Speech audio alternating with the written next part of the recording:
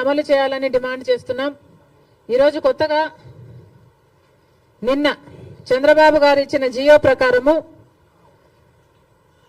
అమ్మకి వందనం అనే పథకం,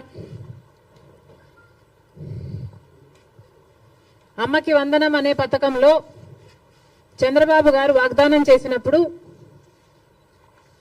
ప్రతి తల్లికి ఎంతమంది బిడ్డలుంటే అంతమంది, ఒకరుంటే 15,000 వస్తుంది, ఇద్దరుంటే 30,000 వస్తుంది, ముగ్గురుంటే 45,000 వస్తుంది, నలుగురుంటే ఏకంగా 60,000 వస్తుంది అని చంద్రబాబు గారు ఊదరగొట్టి మరీ క్యాంపెయిన్ చేశారు. మరి ఈ స్కీమ్కు విధి విధానాలు ఎలా ఉంటాయి?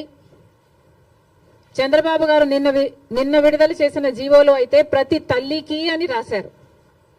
అంటే ఈ పథకం ప్రతి తల్లికి 15,000నా లేకపోతే ప్రతి బిడ్డకు 15,000నా? చాలా కన్ఫ్యూజింగ్ గా ఉంది.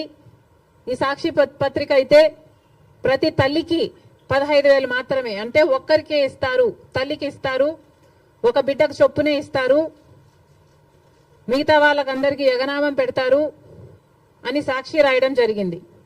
మరి చంద్రబాబు గారు దీనికి క్లారిటీ ఇవ్వాలి. ఈ పథకం వర్తిస్తున్నది ప్రతి తల్లికి 15,000 లేకపోతే ప్రతి బిడ్డకు 15,000? చంద్రబాబు గారు వాగ్దానం చేసినట్టు ప్రతి బిడ్డకు 15,000 ఇవ్వాలని,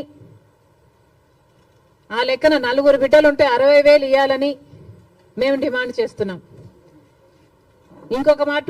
ఇంకో మారు